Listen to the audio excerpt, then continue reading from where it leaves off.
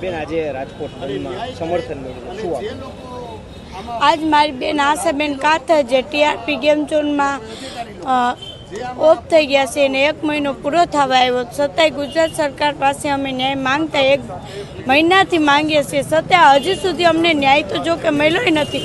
25 તારીખે આજે એનો મહિનો પૂરો થયો તો અમારે એને શ્રદ્ધાંજલિ માટે રાજકોટ 1 દિવસ બંધ કરવાની અપીલ કરી. બધી રાજકોટની પબ્લિકથી હાથ જોડી જો ક્યાંય જો કે અમે રાજકોટની પબ્લિકથી હું હાથ જોડીને વિનંતી કરું ને એનો આભાર પણ માનું છું કે તમે 1 દિવસ રાજકોટ બંધ પણ કર્યું છે, છતાંય ગુજરાત સરકારને લાજતા નથી ને ગાજે છે સામે કે જો ક્યાંય દુકાન ખુલ્લી હોય ને અમે બંધ કરાવવા હાથ જોડીને જાય, છતાં એની અમારી પાસે એની પોલીસની આખી ટીમ મૂકે છે ને એમ જોઈ છે કે આ ક્યાંય ગુંડાગર્દી કરે તો એને જલ્દી આપી દે. કાં અમે ગુંડાગર્દી કરવા નીકળી, અમે ન્યાય માંગીએ તો અમને ન્યાય દેવામાં તમને ગુજરાત સરકાર જાગૃત નથી. અમારા લોકો ગયા એને પુનઃસ્થિતિ મળે એટલા માટે 1 દિવસ અમે રાજકોટને અપીલ કરવા માટે નીકળ્યા તો એમાંય સહકાર નથી આપતી.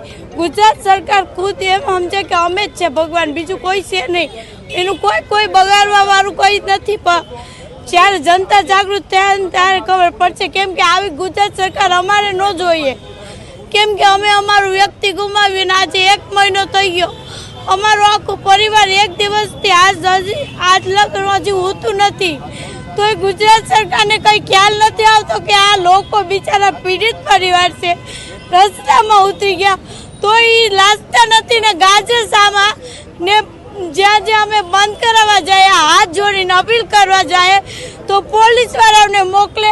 મારો ભાઈ અમે અપીલ કરીને દુકાનો બંધ કરાવવા ગયા, એમાં મારા ભાઈને લઈ લીધો ગુજરાત સરકારની પોલીસ પકડીને ઓલામાં નાખી દીધા છે. અત્યારે આ ગુજરાત સરકારની બેદકાર કહેવાય કે શરમ જીવો આવતું નથી કે તમે લાજતા નથી ને ગાજો. આવી સરકાર ન હોવી જોઈએ, તમારે આવી સરકાર બનવી જ ન જોઈએ. હું તો કહું કે પબ્લિક જનતાને નથી જોતી આવી સરકારને, અમારે તો જરાય નથી જોતી.